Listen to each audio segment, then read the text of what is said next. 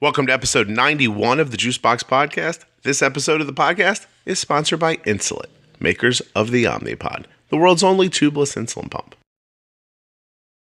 Today we're going to talk to AJ. Now, AJ has had type 1 diabetes since he was 11, and his wife, Beth, she was my guest back on episode 31 of the podcast. That episode was called Pie Attack because it sounds like their last name. They have a little son too, Milo, and Milo also has type 1 diabetes.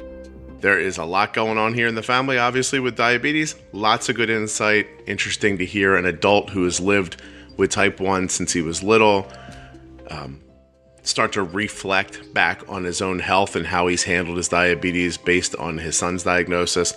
And, it's just interesting to hear from a dad once in a while. We get lots of moms. Okay. You guys are going to like this. And by the way, Happy New Year. It's 2017 now. Great year of the podcast coming up. We have lots going on, and we're getting it started today. Episode 91 with AJ. What are we going to call this one? Pie Attack 2? Let's call it AJ is Milo's dad. Pie Attack 2.0. One last thing. Nothing you hear on the Juicebox Podcast should be considered advice, medical or otherwise. Always consult a physician. I guess simply enough, just go ahead and introduce yourself and we'll just move on. All right. AJ Pytek. I'm 38 years old and type 1 diabetic since I was 11, I believe. See, I knew that. And married to Beth Pytek, who was also on the podcast and does great work for diabetes. Yeah. So AJ, I listened back to my conversation with Beth this morning, and the first thing I thought was, wow, I know so much more about the audio now than I did then. And and after that, I was just like struck by how many things we spoke about that I was wondering about you while we were talking. So I guess just for people's sort of, to get them grounded and get them focused on what's going on, you said you were diagnosed when you were 11.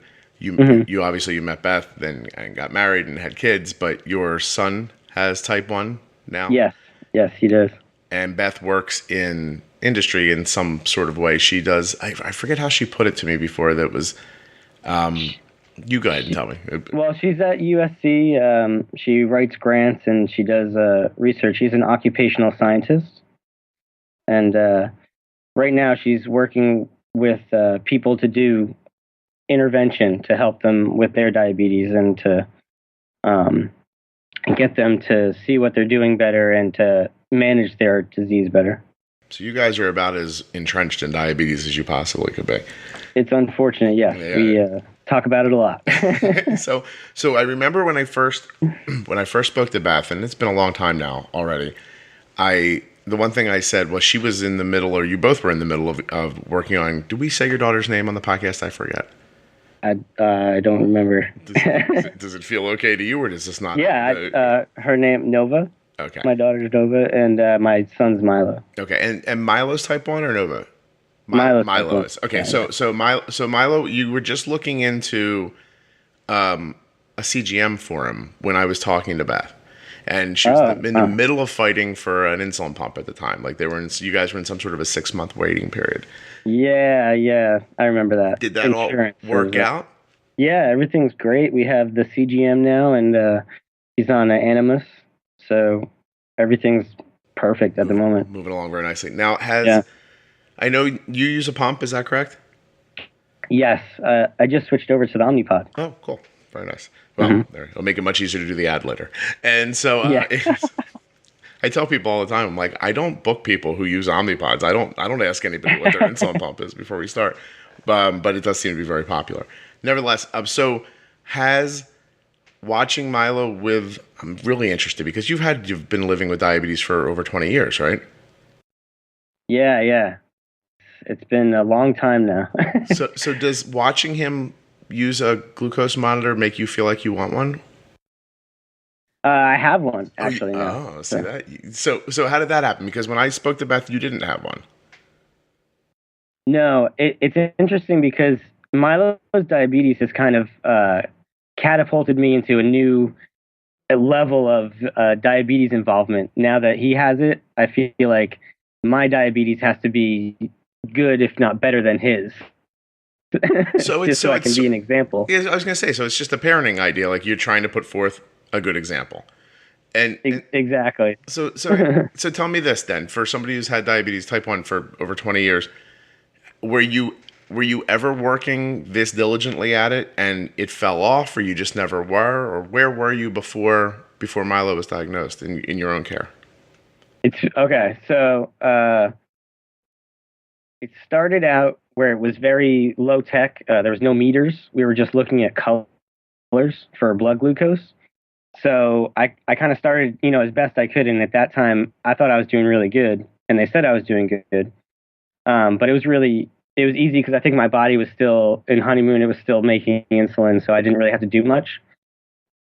And then over the years, I kind of fell off taking care of myself.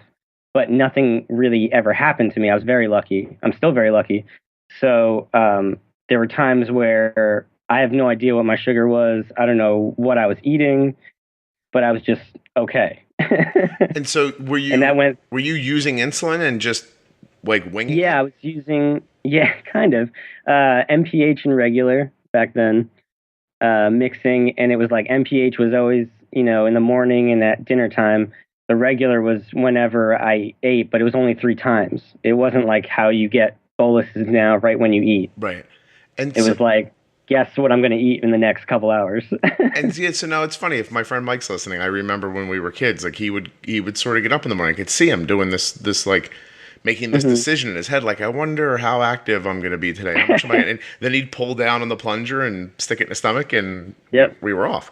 And so you didn't test in those days at all either?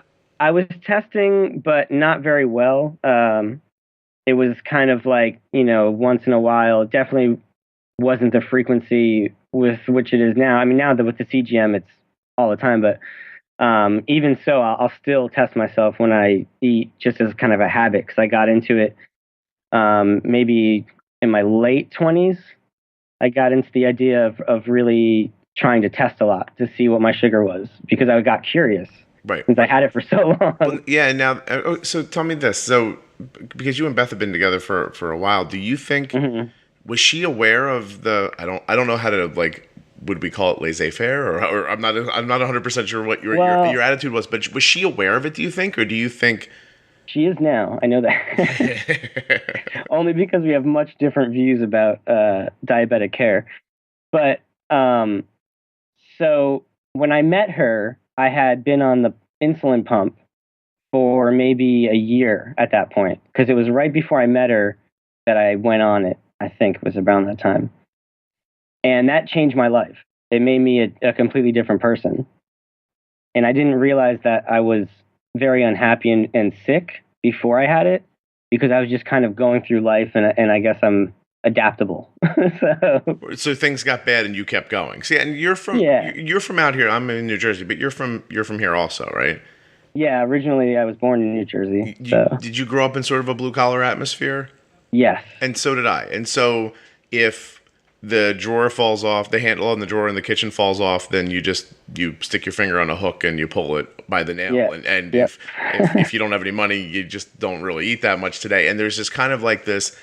It's sort of a blue-collar attitude about just keep going, keep going, keep going. Somebody's kicking me, that's okay, I'll keep going. Something fell on my back, I'll just carry it with me. And so as you're describing how I sadly sometimes take care of my own health. Like, I'm like, well, it didn't knock me over, so I'll just drag it along with me. And I wonder how much that has to do with like upbringing and stuff like that. So you're powering along, you're probably not feeling great, but you start getting used to your blood sugars being probably high, I would imagine.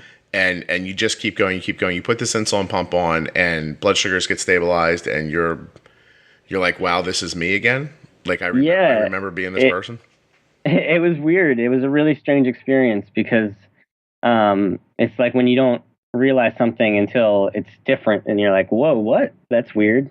And I haven't been nice to you and I haven't been, been very pleasant to be around. And I know. Yeah. Well, so AJ, I'm going to tell you something. I appreciate you saying that because there's times when I think in my personal life and with the podcast and everything, sometimes I end up talking to a lot of parents who have kids who are more newly diagnosed. Doctors tend to give them the idea that like, oh, you could, put your kid to bed with their blood sugar at like 200. That's fine. I know you're scared of her being low, and they don't. And I try to say over and over again that it's more work, but my goal in keeping Arden's blood sugar lower and as in range as possible is the idea that I want her to be who she would be if she didn't have diabetes. And I don't know if maybe I'm not saying that correctly, and I think maybe you just did. Like if her brain's not altered by the amount of sugar in there, if it doesn't change her mood and who she fundamentally is, Yeah, I noticed in my son, who is he's 3 now. So a lot of times I'm thinking that the sugar is affecting him because it's hard to control him sometimes.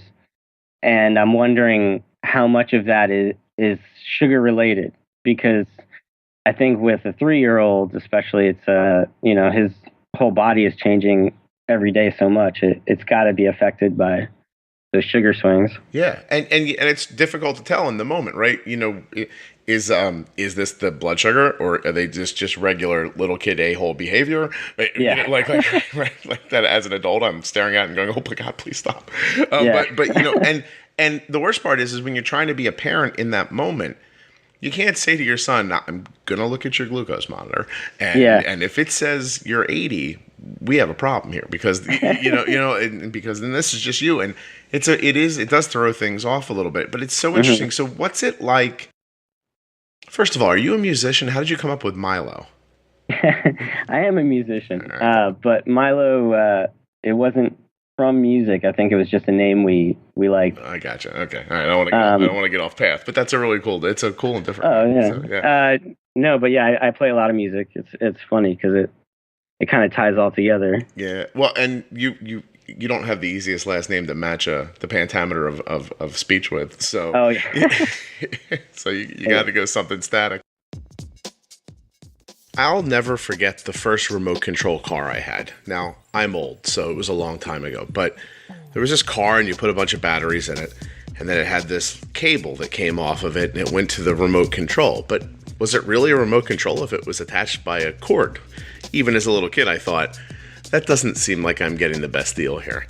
And I realized later, of course, my parents couldn't really afford an actual remote control car, but they could afford this one with this wire. Now, the wire wasn't very long, which was the other kind of funny thing about it. You had to walk behind the remote control car while you were driving it. And let's be honest, that sucked. But then one day, I don't remember how it happened, but one day I got a real remote control car with no cable attaching the remote control to the car.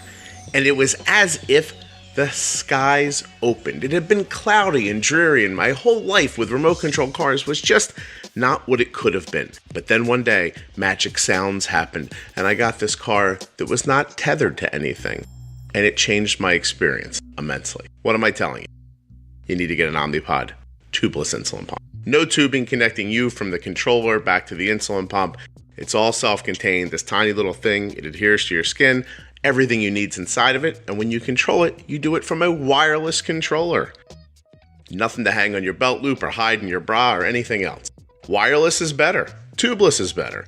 Go to myomnipod.com/juicebox to get a free, no-obligation demo of the OmniPod today. You will not regret it.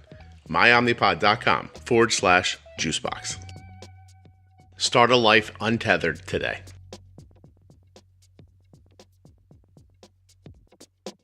Is watching Milo, are you finding yourself reflecting back into your life?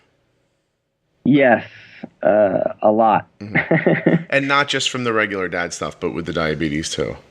Yeah, I'm thinking a lot about my mother when she raised me, because basically my dad is great, but he did not play a very big part in bringing up my diabetic sense. Right. No, sure. And so my mother did the majority of taking care of me. And I'm just thinking back then she must have been, just a ball of stress trying to figure things out. I have the internet. She didn't have the internet, and, she didn't have the CGM. She didn't have any of those things. So it's just kind of bringing me back to, I don't know. She was able to do it. So if I've got all these tools, it's got to be, not that hard. If you and you have a lifetime worth of experiences, both good and bad, all valuable in learning. So yeah, that's really something. So okay, so what's because you did not have a CGM while Beth was talking to me about getting Milo one. So did you see him with it and then that caused you to want it, or did you guys just do it at the same time? Was there a 2-for-1 deal on the insurance company or nothing like that? When his came, what I did is I tried one to see if it would work. And at that time, they just released the G5. Yeah. So I was able to use my phone as my brain, like the CGM brain. And then he was using the little breakout thing. And so we both had it going.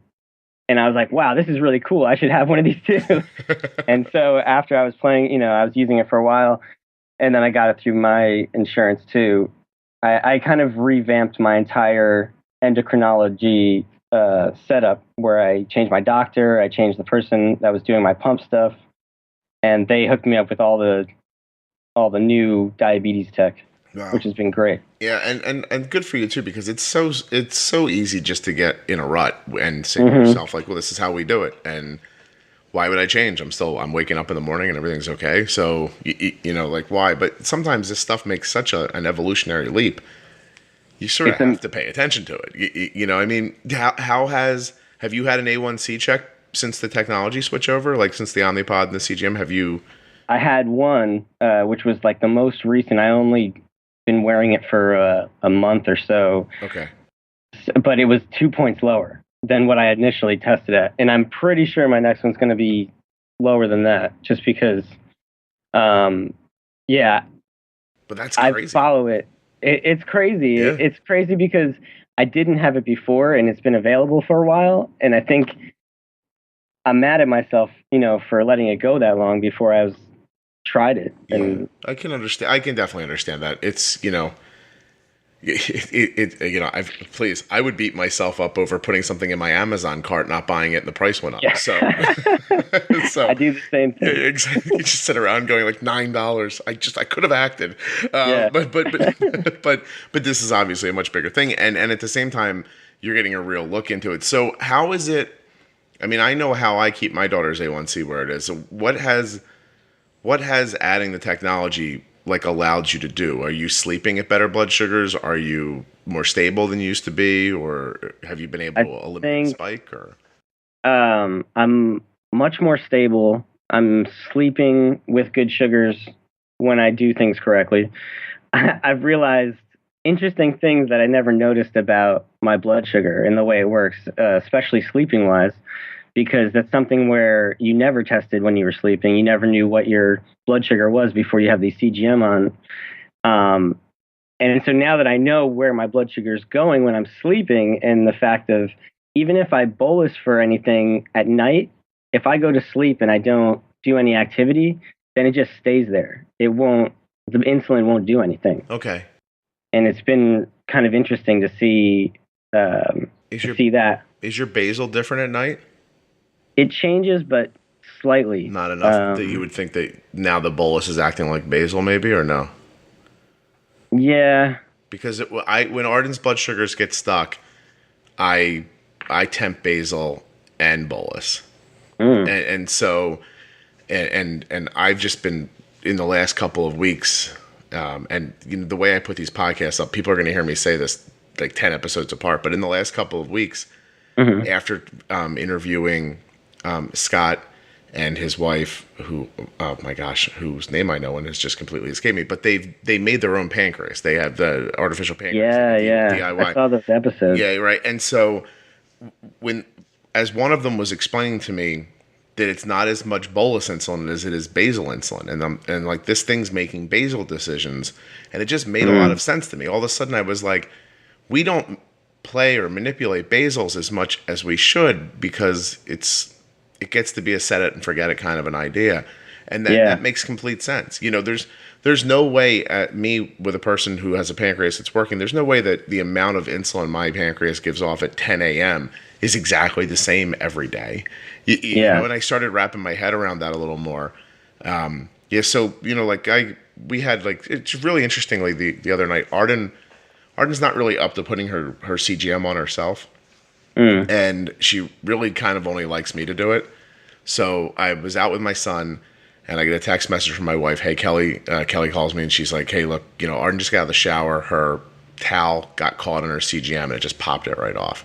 And fair is fair. It had been on like 3 weeks, so so it came off, and I texted back first, and I was like, "How about she takes a shot at putting it on?" And then there was like little laughter, and then I said, "Have her let you do it," and there was laughter, and I said, "What if I do it when I get home?"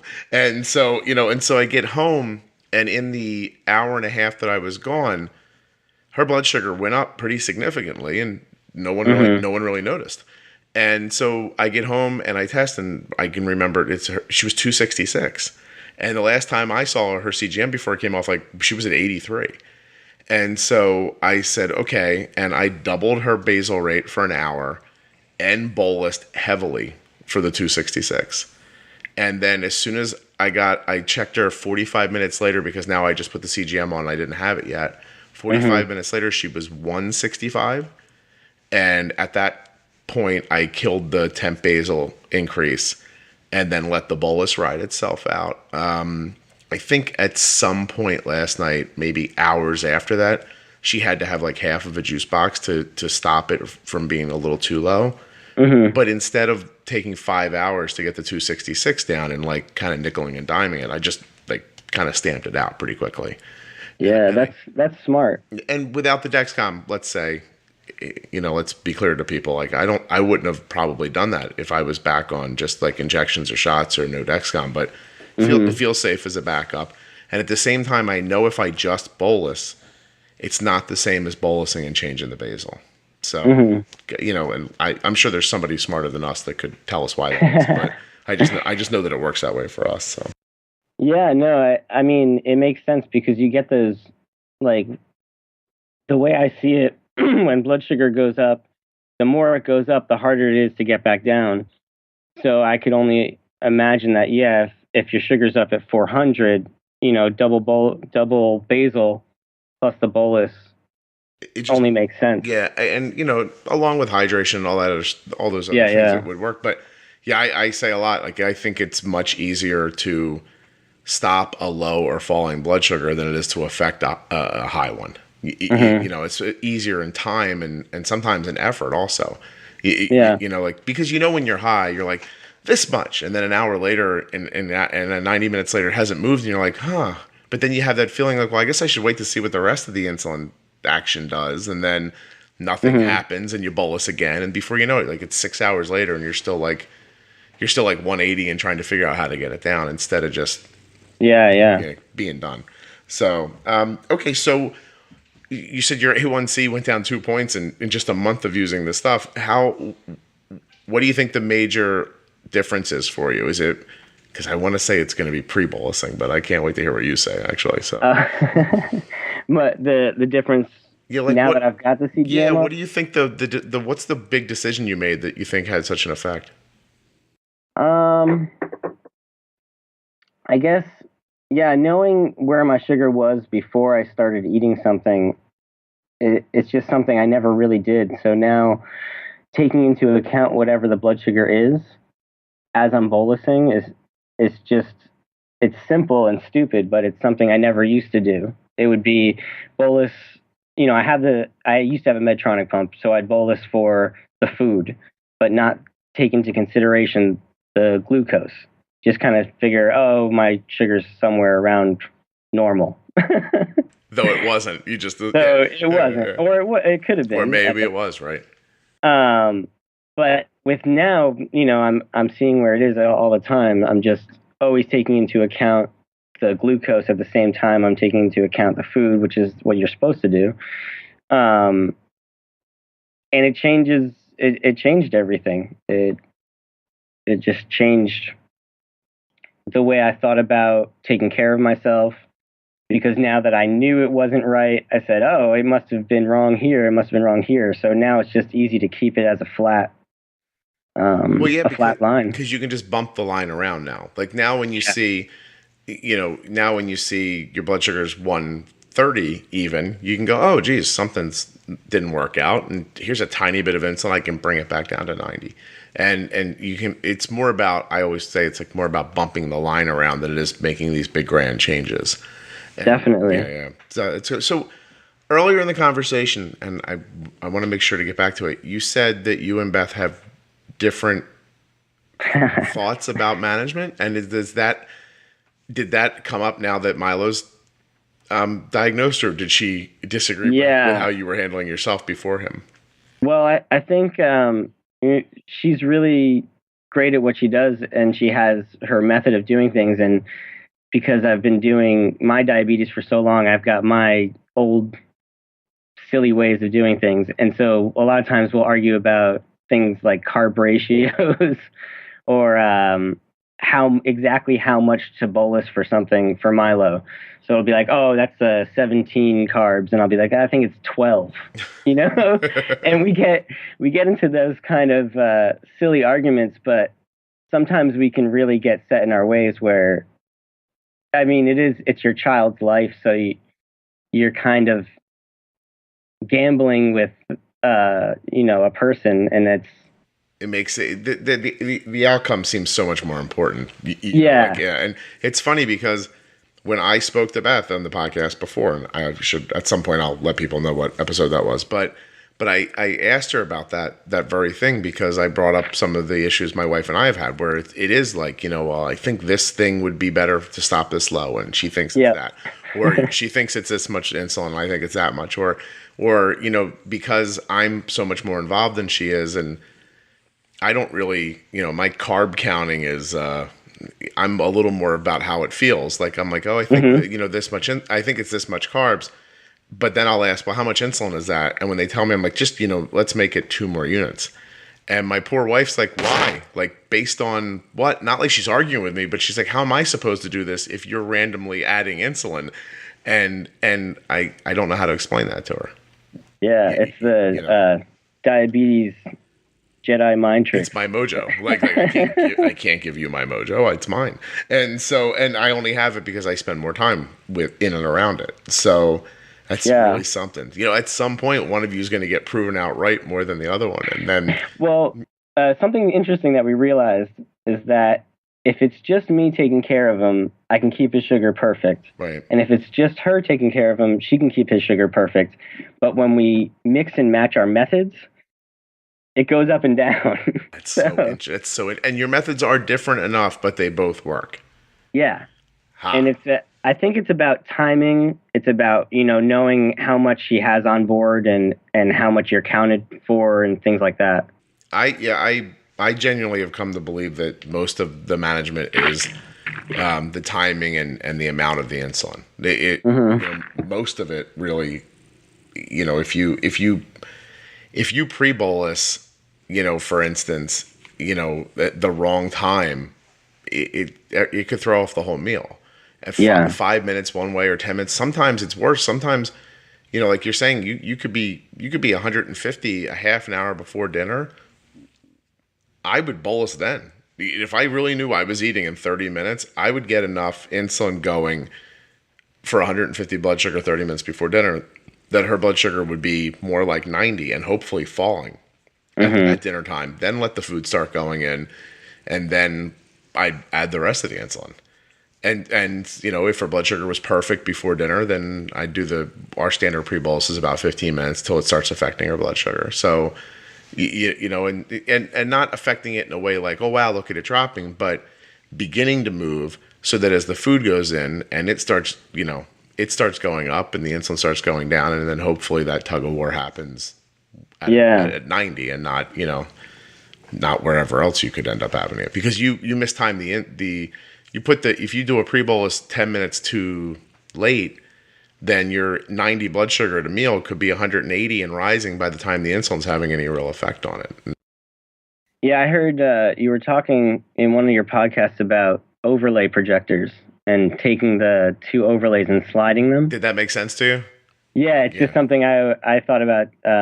I used to have overhead projectors, but it made a lot of sense to see that in my mind, just kind of taking the lines and matching them up. sliding. Yeah. Yeah, just matching them up so that the work's happening at the right time. And so that's all low blood sugar is in a bolus situation, it's insulin without resistance of carbs, or or a high blood sugar is carbs without the resistance of insulin. And so, but it's hard to think about it that way when so many of us get this very kind of generalized information from endocrinologists. Eat and give them the insulin.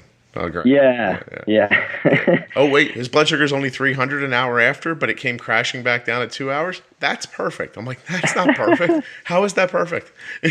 So too much medical information, in my opinion, is based on like, well, as long as you don't die, not let's live healthy, like just let's not fall over. And I'd like to aim a little higher than that, a little higher than just not falling over. So definitely. Yeah. Wow. Okay. So I guess for a second, I'll ask you, like, how do you find the OmniPod to be since you switched from tube to tubeless? I love the OmniPod. It's one of the few things where, the company calls me and they say, how am I doing? And I'm actually excited to tell them it's awesome. Right. Yeah. That's cool. Yeah. It's just I don't know, like what does it for you? Is it being able to place anywhere? Is it not having the tubing run through your? It's the tubing. I'm very. I realize that my clothes, I have like very specific needs where I want it to feel a certain way, and having that tube there, like you can't tuck shirts in correctly. Not that I want to tuck all my shirts in, but it causes a real problem. I would always wear it on my stomach, the Medtronic, and so it'd have to go in one of my pockets, and I just hated having things in my pockets at all times. Well, it drove me kind of nuts. I guess too, the idea of not having to disconnect for showering and swimming and things like that probably does have an effect on your A1C also. So there's one of those things you'd never think about. You probably shower every day, and I'm assuming, AJ, and maybe multiple times a day. Who knows? But if you're in and out of the shower and that takes a half an hour, you're without your pump. It seems like, oh, it's okay, but maybe it's not.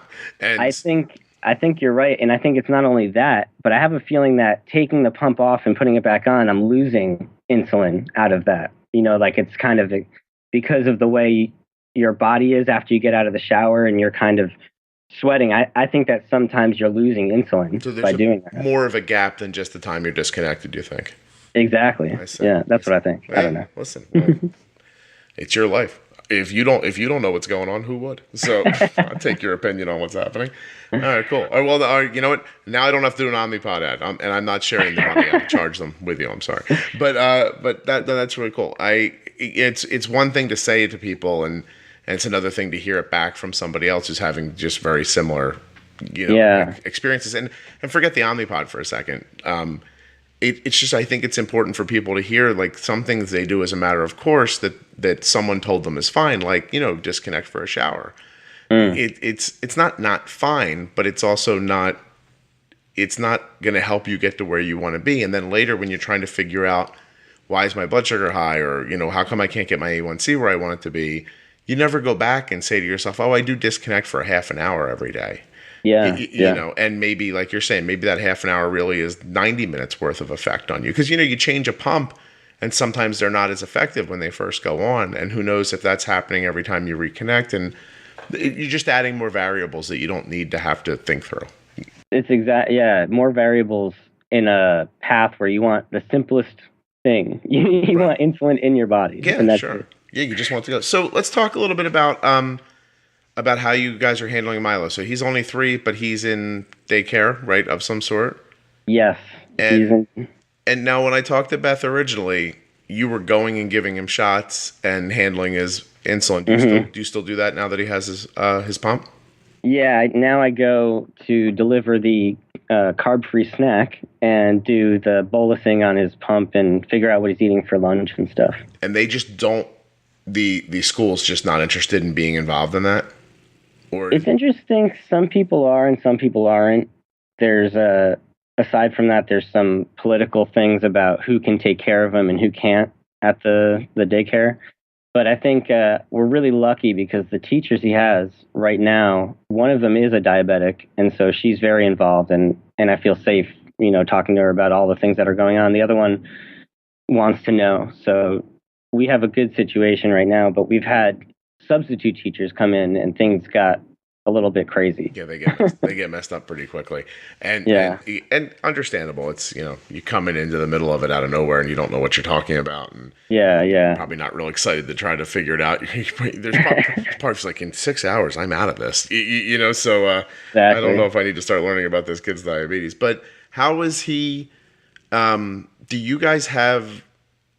I mean, is there some sort of a kinship with the diabetes developing, or do you? Yeah, we do have this diabetic connection where he calls himself a robot because he has a pump and like we're robots together and stuff, and we have our digital ninja pack on that's got the pump. So I think it's definitely, it would be weird if he was the only person with the CGM and the only person with the pump. I think he feels like he's part of just what happens, in our family. We're diabetics. Yeah. So. Right. Well, yeah. And because it does really, I don't know, I was thinking the other day about something I saw like with a little baby. I saw a little baby online getting their infusion set put on. And I don't know, like he was in diapers and I was just like, I don't know, it broke my heart for some reason. And it's funny because I've lived that life with an infant, and I still live that life every day with stuff, and it doesn't break my heart when I look at my daughter like that. But I was just looking at this little kid, and I kept thinking like, oh, he's wandering around that house, and he's the only one that's got this thing stuck to him, and how that feels when you're that little and you don't really understand what's happening exactly. Like, it just must be nice for Milo not to feel that different in your situation, I guess. Yeah, I'm glad, and like I said, with him having it, he's made me get better at mine. So it's kind of a win-win situation for both of us. You guys will help each other through time, really. Yeah, Yeah. And then you can talk him through all the other stuff when he gets older. Yeah, in my day, we used to have colored strips. Wait till you tell him you peed on something to to find out your blood sugar, and he'll never talk to you. Oh my God. So how do you think you'd handle it when he gets older and he starts getting his own, when there's a third idea of how to manage things that come in? How are you going to stop yourself from being that guy who's like, look, I didn't pay attention to myself and it was bad, while he's looking back at you and going, but you're right here and you're fine. Like that's going to be a weird thing. I don't want to put you too far ahead in your life, but it just struck me like that's going to be strange. Like this is no different than saying to some kid like, I never drank, and them looking at you and going, sure you didn't. And it's an interesting. I guess that's why that pops up in my head. Like, I'm not a drinker. I'm 45 years old, and if I've been drunk twice in my entire life, I'd be surprised. And it's not some sort of like moral stand. Does not really occur to me to drink. So when I tell my kids that, I know they don't believe me. And it's a little disappointing, by the way, because you're like, no, there's this one thing I've got going for me that I'm being really honest about with you right now, and you're not believing me. But so you're gonna have to decide if you're gonna be like, if you're gonna be pious, or if you're gonna be like, look, I messed around a lot, and here's why it's not a good idea. I wonder even if with the new technology, if that'll happen, because you hear people who have come before and have kids with type 1, and they say there's always this very rebellious time and everything. I wonder how much of the rebellion has to do with how difficult it is to handle, and how much of it is just psychological and just rebellion, or if it really is as easy as looking at your phone and pushing a button, if maybe that makes the feeling of rebelling go away. But I guess probably not. Yeah, it's interesting because with the new technology, it's just so much easier to not let yourself get out of control. And I'm sure there'll be something where I can override his pump from my phone or something. If he's, going too high, I'll be like, oh, no, you're coming down. Well, it would be, we talk about that with the companies all the time. Like, I say to the people at OmniPod, I'm like, if you want to make my life easier, keep it so I don't have to get out of bed to dose insulin. Like, that would be huge. But I don't know if we'll ever get to that spot or not, where you're able to give people insulin through apps and things like that. But that's what they're doing. Omnipod's already doing it with the one that they have now. The PDM. Yeah, the PDM is going to turn into just an app. That's what they've said to me. Yeah, and but I got a little stuck there, AJ, because I may have signed a non-disclosure agreement somewhere. I'm not 100% sure what I'm allowed to say or not say. Let me just say that I don't know what you're talking about. But, but yeah, no, they told me on the phone, so that I'm just repeating what they said. There you go. So and so an app on your phone, if it works, it's funny, you'll be making it for an adult, like when you think about it. But if there's a caregiver version of that app, then I'm telling you right now, I probably never bump into a wall again. You know, I mean, just the idea. Think about that. A 75 blood sugar that's stable, and you want to cut the basal off for a half an hour and try to get it to drift up a little bit, and I don't have to get out of my warm bed and walk across the house to do that. That would be that'd be pretty huge to me, actually. So, yeah, that would be nice. Yeah, I would like. It's going to happen. I would think so. I hope so. But I think there's no advantage to rebelling against diabetes now. You know, it just makes you feel worse. So I guess. Yeah, well, I would assume it sends you down a slippery slope where you know. But I guess that's the idea of burnout, really, right? Is the idea that you get to a point where you're so overwhelmed with dealing with it that you just want to stop, and then you don't feel good to begin with. You stop, you feel worse, then you kind of fall down that rabbit hole of, you know, feeling bad feels normal, and you know, I guess you don't rebel because you're.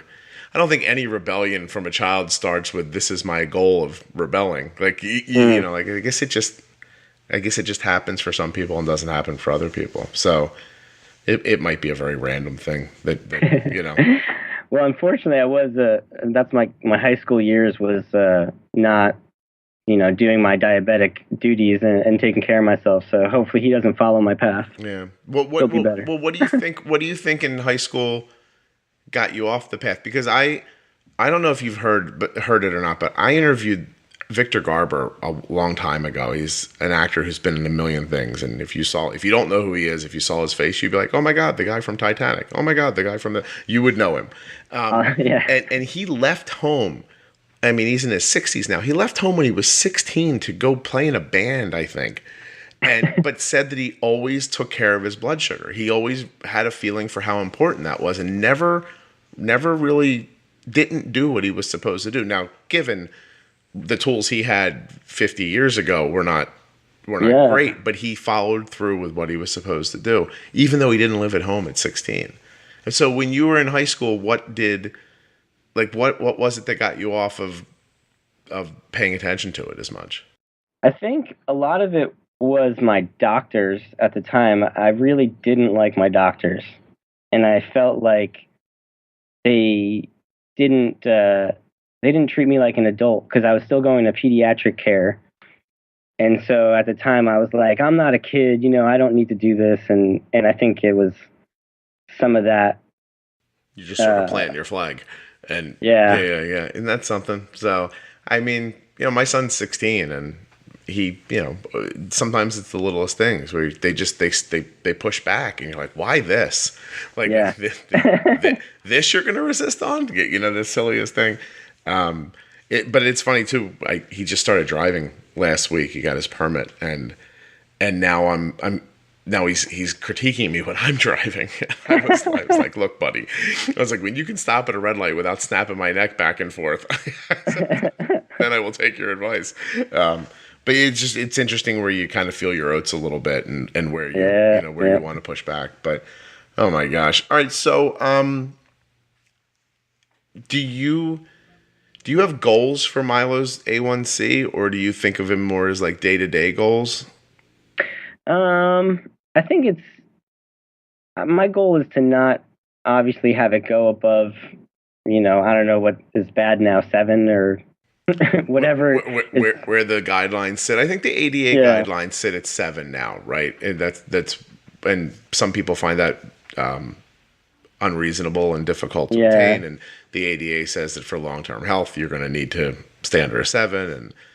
And But I guess where do you feel better at? Like now that yours came down, like because I've now have enough podcast episodes I can now refer to everybody. But Chris Freeman was telling me that when he's competing, he likes his blood sugar to be a little higher. He feels better when his blood sugar is a little higher when he's doing something athletic, not crazy high, just not where he would keep it while he was hanging around the house. But have you been able with the Dexcom now to find where your sweet spot is?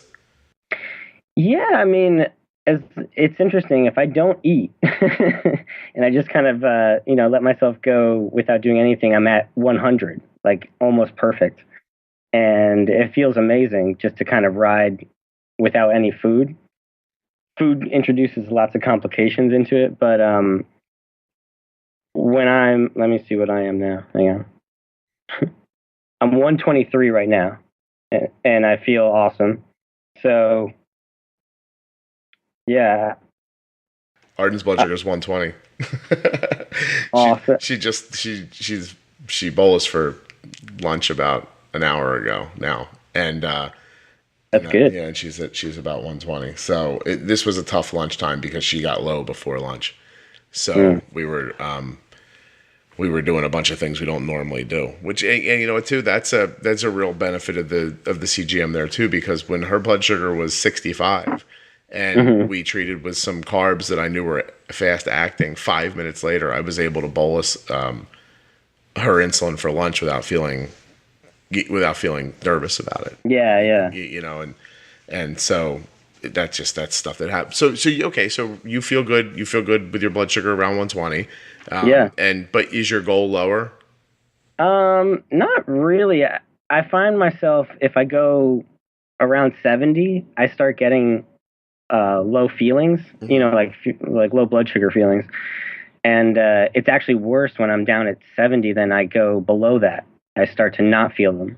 So it's kind of. I see. All right. And so where's your threshold set on the CGM?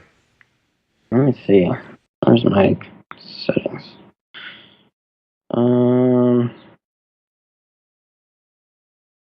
Set.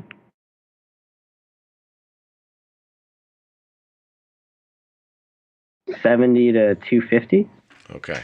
All right. So 70 is definitely.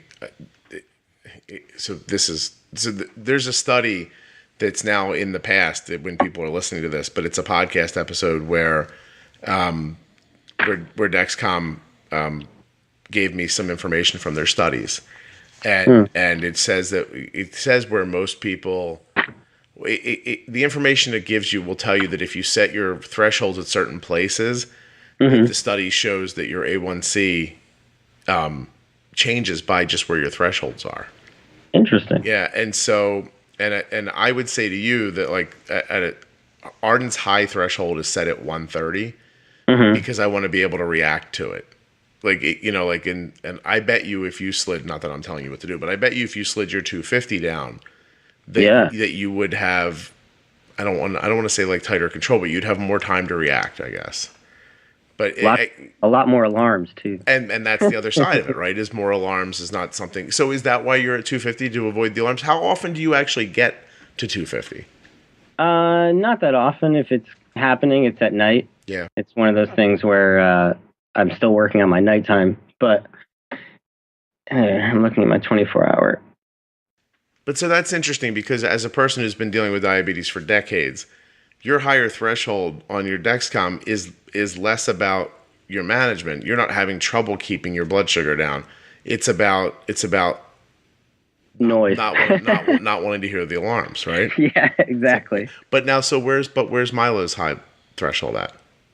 Where's his high at? 180, I think, or 180, I think. 180, okay. And at that age, my daughter's was at 180 too. Yeah, they tell us, they didn't want us to get too crazy with his sugars at this age just because it's so variable and you don't want to go too low, too high kind of thing. It's, I don't know. That's interesting because safety. Yeah, but it's funny though, because what you said earlier is that managing him more closely makes you want to do a better job with yourself and kind of vice versa, I guess. You're hoping that doing a better job with yourself will motivate him too. But you're in a really unique situation. So I want to go backwards a little bit and start. Sure. Because anybody that heard the podcast with your wife a long time ago, we started off fairly uncomfortably talking about that when she met you, her mother, who I'm assuming now is your longtime mother-in-law, Yep. she sort of asked her, "Are you sure you want to get involved with someone who has diabetes?" Mm-hmm. And so, did you know that back then? No, I didn't know that. And did you know before you heard it in the podcast? No. All right, that's right. Good, because now we can talk about that. How did that make you feel? At first, it's one of those things where I said, I can't believe that. And then at second thought, I said, that's pretty smart, actually. Because if I was on the other side of this equation, I'd probably be thinking the same thing. I don't know. At that time, we were thinking very seriously about marriage. And when you think really serious about marriage, it's something where you really need to consider every aspect of who you're going to be starting a life with.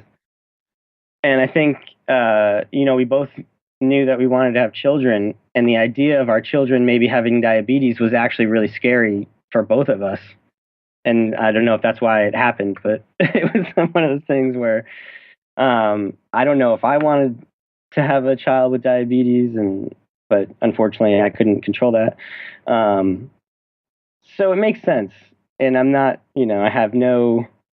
Obviously, there's no way you guys have been together a really long time, but it must have been startling a little bit, right?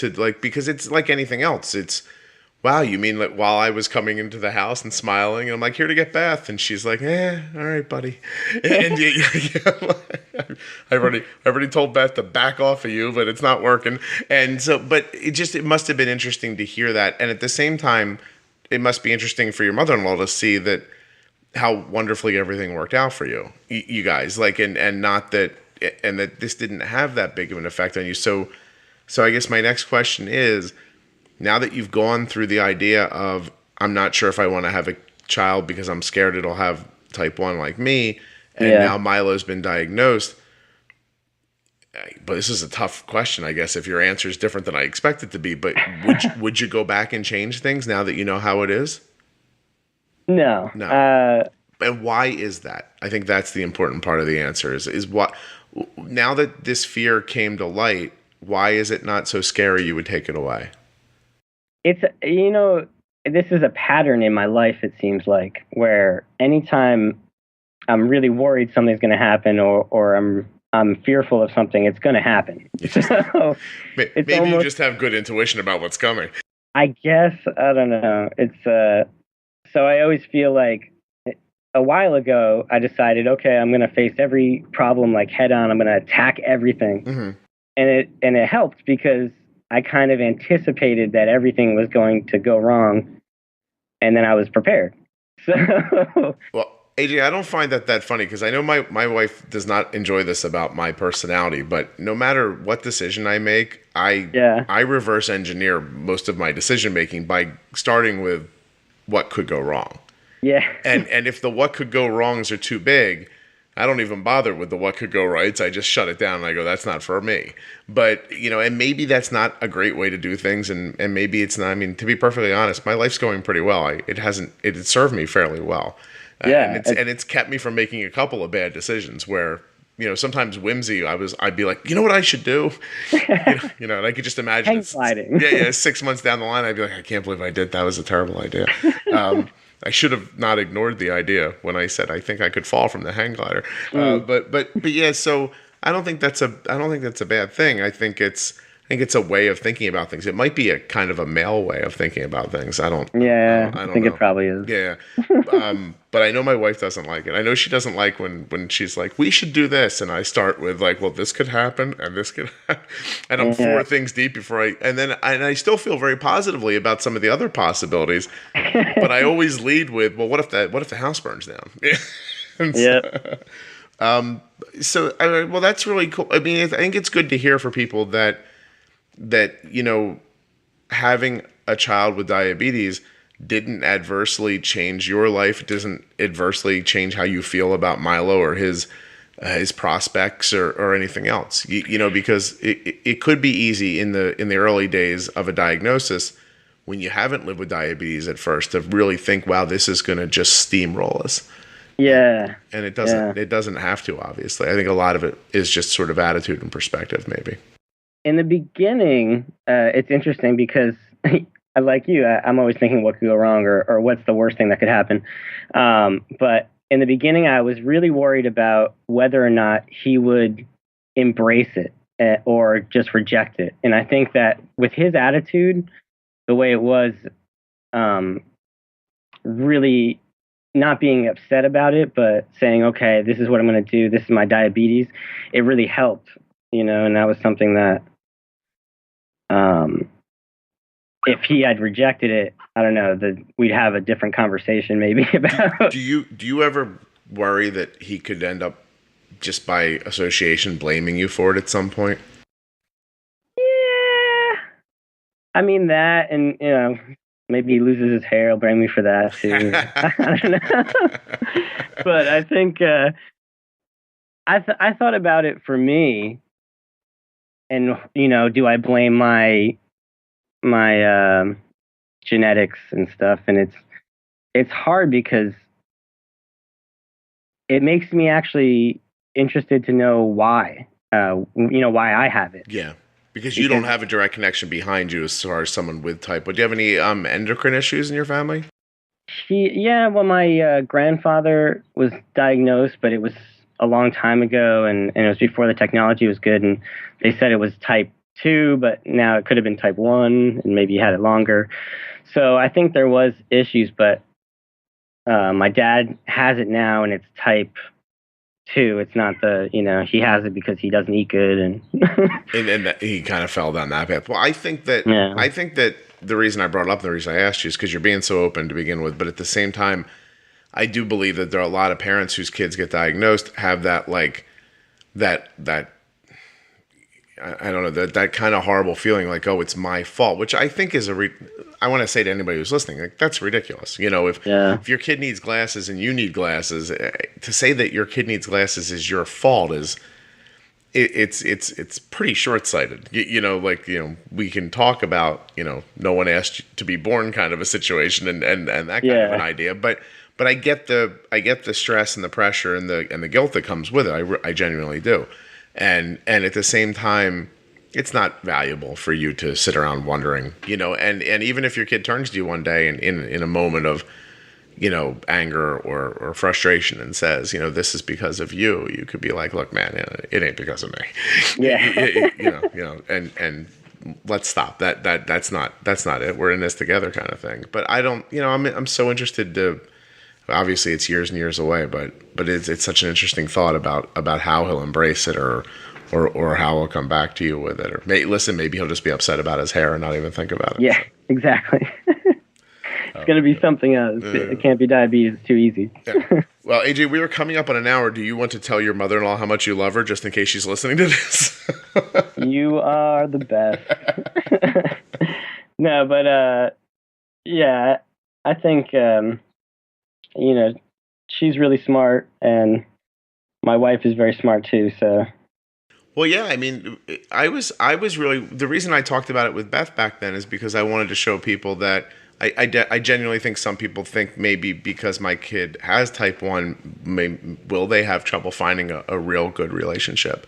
And what I was trying to show them back then is that, even despite someone standing, in Beth's ear saying, are you sure, you're sure, you're sure? She was pretty sure. So you must have done something. You must have had your hair back then, maybe. But it's true, I did. Yeah, so. But there was something about the connection she felt with you that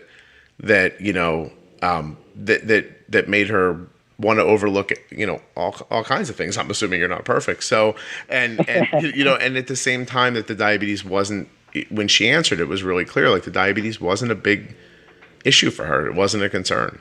And she felt like she understood what it was pretty well and never thought about it. And I just want people to know that, the right person will come along for your kid at some point. So I believe that. Yeah. Well, listen, it worked out for you. It could work out for anybody. And it'll work out for Milo one day and for Arden and for everybody. So that's good stuff, man. Well, I don't want to keep you from so are you're not a stay-at-home, you're a freelance, right? Freelance, yeah, I travel around, but I work from home most of the time. Okay. Do you get, I don't want to say stuck, but do you do a lot of the house stuff while you're home? Yeah, I get to do some of the house stuff. running errands and things and cleaning up. So see, before you and I spoke today, and you're on the West Coast and I'm on the East Coast, so I had a couple of hours. I have retrieved my son's contact lenses from the eye doctor. Nice. They came in, and I've folded quite a few loads of laundry. I'm feeling fairly fulfilled. I think after you and I get done, I'm going to load the dishwasher and get the triumvirate of boring household chores out of the way and be done. But I genuinely want to thank you for doing this. I can't tell you exactly when it's going to be on because I schedule them pretty far out in advance, but when it comes out, problem. I'll definitely let you know. I really appreciate you being so open about like your marriage and about living with type 1 and about having a kid with type 1. It's you're just, that's a really honest hour of chatting. So I know it's going to help somebody else, and so I appreciate you doing it. Excellent. Thank you. No, absolutely. Okay, AJ, I hope you have a great day. All right, man. You too. How about AJ? He was fantastic and really open. Wonderful, wonderful hour conversation. And how about OmniPod for sponsoring the podcast? If you want to try a free, no obligation demo pod, you know what to do. myomnipod.com/juicebox. Make sure you type that in your browser or click it in the show notes because, it helps the show.